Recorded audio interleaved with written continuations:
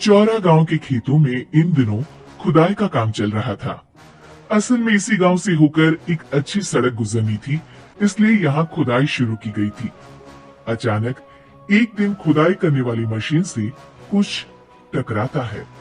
बाद में जब खोजबीन की जाती है तो वहाँ से दो कंकाल मिलते हैं। पुलिस गांव के लोगों से पूछताछ शुरू करती है। आप लोगों को क्या लगता है ये किसके कंकाल हो सकते हैं?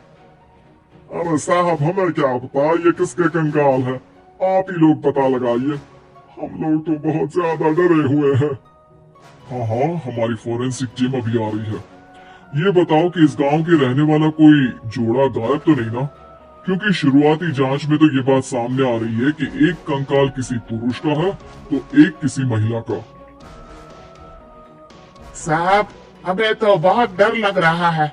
ऐसे कंकाल मिलने का मतलब गांव के आसपास ही किसी की हत्या हुई है या फिर किसी को जलाकर मार डाला गया है।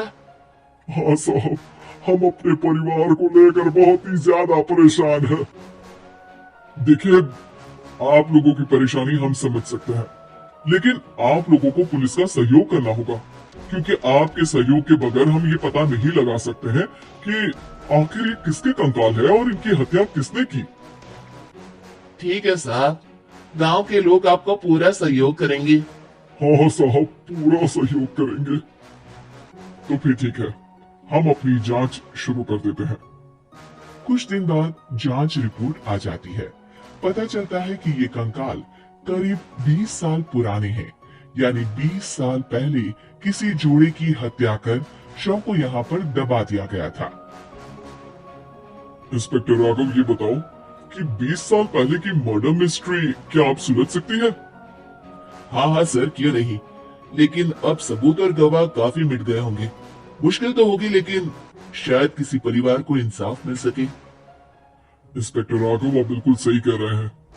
किसी परिवार को तो इंसाफ मिलेगा ही, और किसी को उसके किए की सजा भी मिलेगी। जी सर, मैंने तो जांच शुरू भी कर दी है।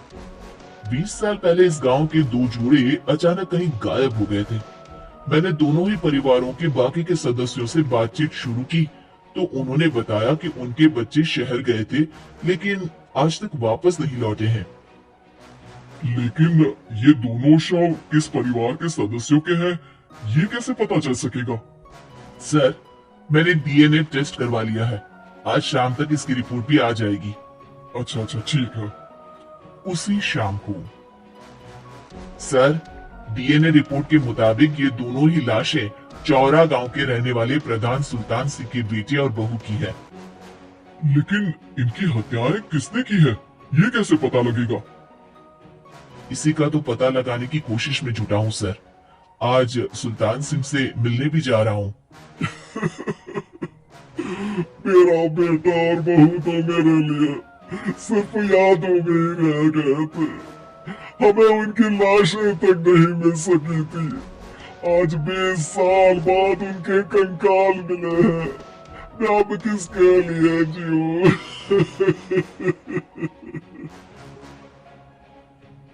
लेकिन सर, क्या आपकी किसी से कोई दुश्मनी थी? अपने बेटे बहू की हत्या के लिए आप किसे जिम्मेदार मान रहे हैं? अब मैं किसका नाम बोलूं? मेरी तो किसी से दुश्मनी नहीं थी, बस मेरे बेटे बहू को कोई वापस ला पाता।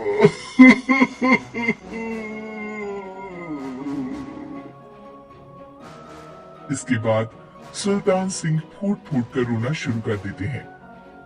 सर, अब आप इनका अंतिम संस्कार करवा सकते हैं। कम से कम इनका शरीर ना सही, इनका कंकाल तो आपको मिला है। लेकिन हाँ, अगर आपको कुछ भी याद आए तो जरूर बताइएगा।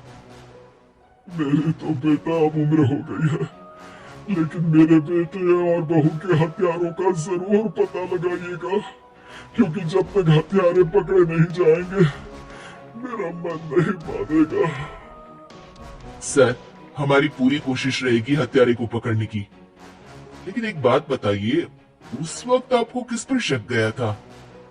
उस वक्त मेरे एक ड्राइवर को पकड़ा गया था, लेकिन सबूतों के अभाव में उसे छोड़ दिया गया था। अच्छा, और ड्राइवर पर कैसे शक हुआ था? क्योंकि उस दिन ड्राइवर छुट्टी पर था। उस समय लेकिन लाश क्यों नहीं मिल सकी थी? उस वक्त पुलिस ने बहुत कोशिश की थी, लेकिन दोनों की डेड बॉडी नहीं मिल सकी थी। ठीक है, हमारी तफ्तीश चल रही है, मैं फिर आऊंगा। इसके बाद इंस्पेक्टर वहां से चला जाता है और सुल्तान सिंह अपने बेटे और बहू की याद में खो जाते हैं।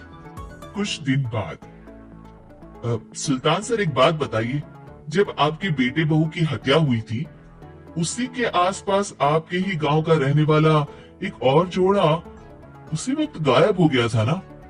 हाँ सर, अलका और अभिषेक, वो भी मेरे बच्चों जैसे ही थे। तो फिर वो कहाँ है?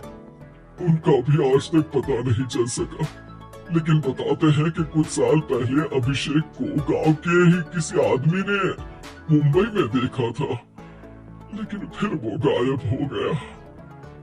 यानी अभिषेक और अलका की हत्या नहीं हुई थी, बल्कि उन्होंने किसी वजह से खुद ही गांव छोड़ दिया था। हाँ, हो सकता है, क्योंकि अभिषेक मेरे बेटे संतोष का अच्छा दोस्त था और उसका मेरे घर भी आना जाना लगा रहता था। हो सकता है कि उसने मेरे बेटे और बहू के बारे में सुन लिया हो और ये गांव छोड़ दिया हो सकता है। उनके परिवार का कोई अब नहीं रहता क्या इस गांव में? अब तो कोई नहीं रहता। एक चाचा थे, लेकिन उन्होंने भी अपना पुश्तैनी मकान बेच दिया है। वो भी अब कहीं शहर में ही बस गए हैं। ओह, अभिषेक और अलका के बारे में भी पता लगाना होगा। हो सकता है कि वही इस हत्या के बारे में कुछ बता सके। हो तो सकता है, लेकिन वो बेचारे तो खुद ही वक्त के मारे थे, वो क्या बताएंगे। फिर भी सर, जब केस दोबारा खुला है तो जांच तो करनी ही पड़ेगी, और इस बार तो लाशें भी बरामद हुई है। कुछ दिन तक लगातार तफ्तीश चलती रही। एक दिन थाने से सुल्तान सिंह को फोन आता है। हाँ, कौन बोल रहा है? सर, मैं कांस्टेबल टूलाराम बोल रहा हूँ थाने से। आपको थाने आना पड़ेगा। थाने? लेकिन क्यों? सर, किसी की पहचान करवानी है। अच्छा ठीक है, मैं दोपहर तक पहुंचता हूँ। सुल्तान सिंह दोपहर में थाने पहुंचता है। कई पुलिस के अधिकारी वहां मौजूद रहते हैं। सर, आपके बेटे की हत्या का रहस्य आज शायद सुलझ जाए। अच्छा इंस्पेक्टर राघव, पर वो कैसे? सर, उस आदमी को देखिए, क्या वही अभिषेक है? सुल्तान सिंह की आंखों में हैरानी से आंसू आ जाते हैं। हाँ सर, यही अभिषेक है। ये आपको कहाँ से मिला? सिर्फ अभिषेक ही नहीं, बल्कि इसकी पत्नी अलका भी इसके साथ है। मैडम, जरा अभिषेक की पत्नी को लाइए। जैसे ही अलका को पेश किया जाता है, सुल्तान सिंह जमीन पर गिर जाते हैं। सुल्तान सर, क्या हुआ आपको? आप अलका को देखकर गिर क्यों गए? सुल्तान सिंह सर पकड़कर बैठ जाते हैं। ये अलका नहीं, बल्कि ये तो मेरी बहू रितु है। पूरा थाना एक दूसरे का मुंह देखने लगता है। क्या? इसके बाद हर किसी को दो कंकाल और हत्या का रहस्य समझ में आ गया। अभिषेक और रितु ने मिलकर संतोष और अलका की हत्या की थी और लाश को जमीन के नीचे दबा दिया था। आज 20 साल बाद इस हत्या का रहस्य खुल सका था कि अवैध प्रेम संबंध में दो मासूमों की जान गई थी।